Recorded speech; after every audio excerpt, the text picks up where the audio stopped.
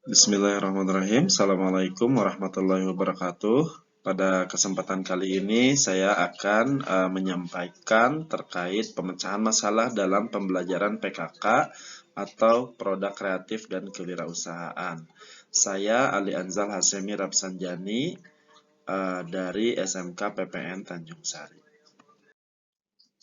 Nah, adapun yang dimaksud dengan masalah adalah terjadinya kesenjangan antara apa yang diharapkan dengan kenyataan, antara apa yang dimiliki dengan apa yang dibutuhkan, antara apa yang telah diketahui dan apa yang ingin diketahui. Dan proses bagaimana mengatasi kesenjangan yang terjadi itu disebut dengan proses dalam memecahkan masalah.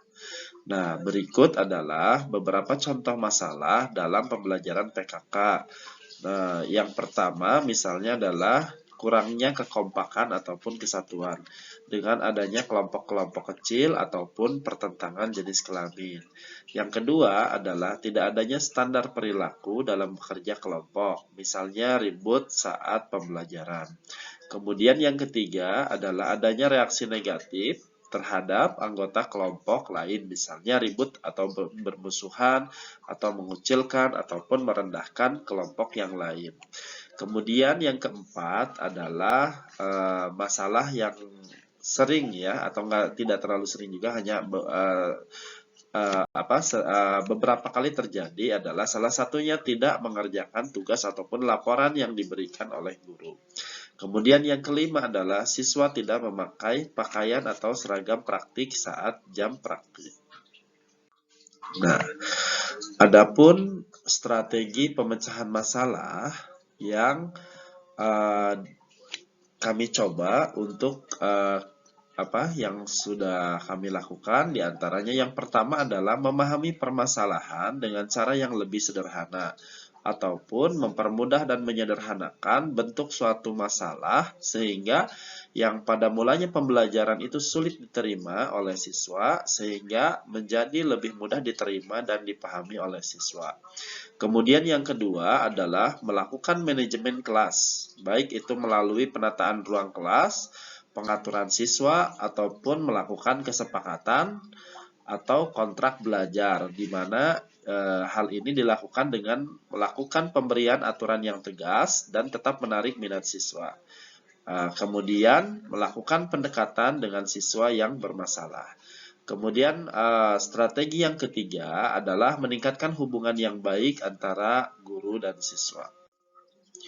Nah, fungsi dan tujuan dari manajemen kelas itu sendiri adalah menciptakan lingkungan belajar yang kondusif bagi peserta didik untuk mencapai tujuan pengajaran secara efektif dan efisien. Sedangkan tujuan dari pengelolaan kelas adalah agar setiap siswa di kelas dapat bekerja dengan tertib sehingga tercapai tujuan pengajaran secara efektif dan efisien. Prinsip-prinsip dalam manajemen kelas yang kami lakukan adalah yang pertama hangat dan antusias ya, sehingga siswa betul-betul tertarik terhadap pelajaran yang kami sampaikan terkait dengan mapel PKK. Kemudian yang kedua adalah metode pembelajaran yang bervariasi, di mana siswa diberikan kebebasan secara positif sehingga mampu mengeksplorasi dirinya untuk bisa lebih memahami pembelajaran itu ya, baik secara teori maupun praktik. Kemudian yang ketiga adalah penekanan pada hal-hal positif, misalnya membangkitkan jiwa wirausaha siswa, membangkitkan bagaimana caranya siswa termotivasi untuk bisa berwirausaha ataupun mendapatkan penghasilan dari usahanya sendiri. Kemudian yang keempat adalah penanaman disiplin diri, di mana siswa diinisiasi untuk bisa melakukan setiap tindakan dengan cara disiplin atau teratur ya.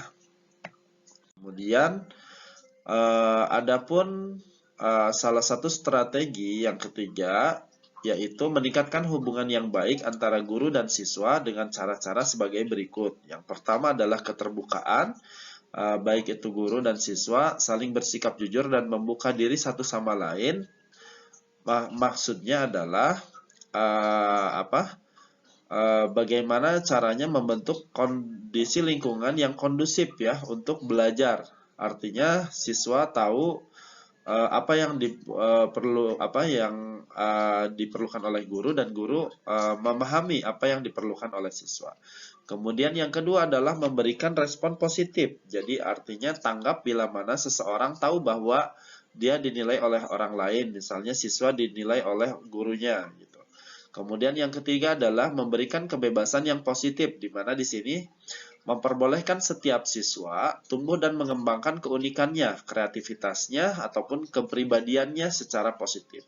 Selanjutnya, saling memenuhi kebutuhan dalam aspek positif, sehingga tidak ada kebutuhan satu orang pun yang tidak terpenuhi. Misalnya guru memberikan pengertian ataupun membimbing lebih kepada siswa yang membutuhkan, ataupun siswa mengerjakan laporan yang ditugaskan oleh guru. Sekian pelaporan dari kami, mudah-mudahan bisa menjadi manfaat bagi semuanya. Terima kasih. Assalamualaikum warahmatullahi wabarakatuh.